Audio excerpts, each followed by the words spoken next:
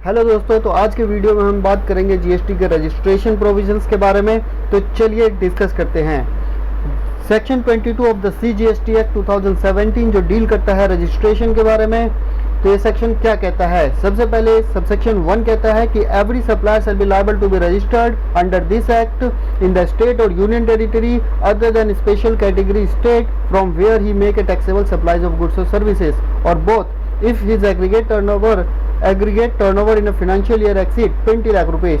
तो कोई भी सप्लायर्स, एवरी सप्लायर्स जो टैक्सेबल सप्लाई करता है और उसकी aggregate annual turnover financial year में 20 लाख रुपए से एक्सीड करती है, तो उसको जीएसटी के अंदर रजिस्ट्रेशन कराना जरूरी है।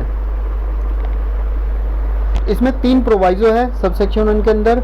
तो देखते हैं प्रोवाइजो क्या कहता है। तो फर्स्ट प्रोवाइजो कहता है कि provided that where such person make taxable supplies of goods or services or both from any of the special category state he shall be liable to be registered if his aggregate turnover in a financial year exceed 10 lakh rupees. तो first proviso ये कहता है कि अगर कोई person जो special category state में state से सप्लाई करता है तो उसकी जो एग्रीगेट एनुअल टर्नओवर होगी उसकी लिमिट 10 लाख की होगी instead of 20 lakh. Proviso number 2 कहता है कि गवर्नमेंट के पास ये पावर है कि गवर्नमेंट इस लिमिट को बढ़ाकर, जो स्पेशल कैटेगरी स्टेट के लिए जो लिमिट है 10 लाख रुपीस की, उसको बढ़ा करके 20 लाख रुपीस कर सकती है। थर्ड प्रोवाइजो कहता है कि गवर्नमेंट के पास पावर है कि जो 20 लाख की जो लिमिट है रजिस्ट्रेशन की, उसको बढ़ा के 40 लाख तक कर सकती है, subject to the provision that कि एक्सक्लूसिवली सप्लाई ऑफ गुड्स की ही सप्लाई करता हो, तो उस केस में उसकी लिमिट को बढ़ाकर 40 लाख तक गवर्नमेंट कर सकती है। सबसेक्शन 2 कहता है कि every person who on the date immediate preceding the appointed day is registered or hold licence under the existing law shall be liable to be registered under this act with effect from the appointed day. तो appointed day का मतलब है 1 जुलाई 2017 जब GST act applicable हुआ था, तो उससे पहले इमीडिएटली बिफोर अपॉइंटेड डे अगर कोई पर्सन रजिस्टर्ड था अंडर द एग्जिस्टिंग लॉ तो उसको जीएसटी में रजिस्ट्रेशन कराना मैंडेटरी है अपॉइंटेड डेट से। सबसेक्शन 3 कहता है where a business carried on by taxable person registered under this act is transferred whether on account of succession or otherwise, तो to another person as a going concern अगर वो transfer कर देता है business को as a succession or otherwise, तो जो transferee होगा और ससेसर होगा वो लाइबल होगा जीएसटी के अंदर रजिस्ट्रेशन कराने के लिए with effect from the date of transfer की डेट से। सबसेक्शन 4 कहता है notwithstanding anything contain in subsection 1 and 3 in case of transfer pursuant to sanction of scheme or an arrangement for amalgamations or demerger of 2 or more companies pursuant to order of high court, tribunal और otherwise, तो उस case में जो भी transfer ही होगा वो liable होगा registration के लिए with effect from the date. Effective date क्या होगा? जिस दिन रजिस्ट्रार ऑफ कंपनी इश्यू करेगा सर्टिफिकेट ऑफ इनकॉर्पोरेशन, तो उस दिन से लेकर के जो है वो लाइबल होगा रजिस्ट्रेशन के लिए। ट्रांसफरी और ससेसर को है जो रजिस्ट्रेशन कराना पड़ेगा। नाउ अब हम डिस्कस करेंगे सेक्शन 23 के बारे में, जो कि है कि किन किन लोगों को जीएसटी के अंदर रजिस्ट्रेशन नहीं कराना।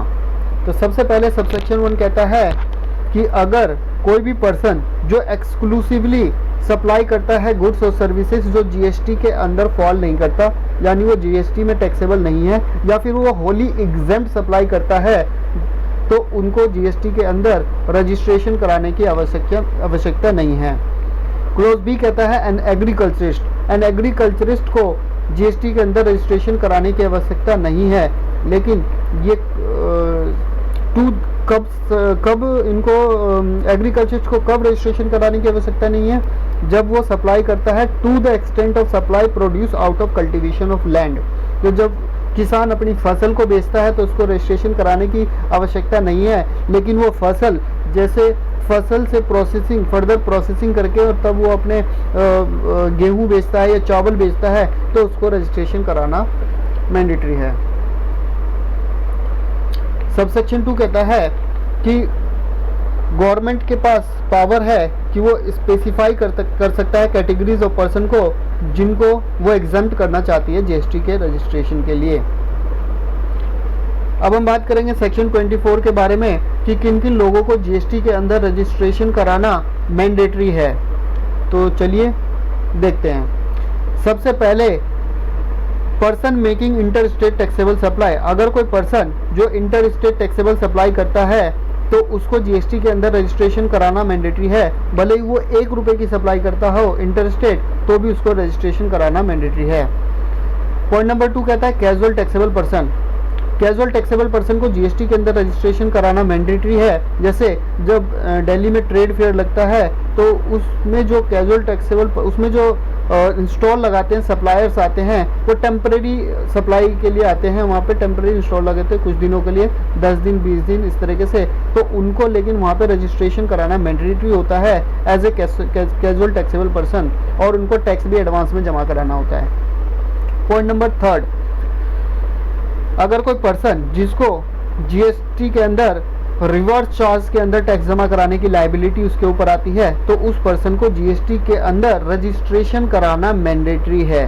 पॉइंट नंबर 4 कहता है कि person who are required to pay tax under subsection 5 of section 9।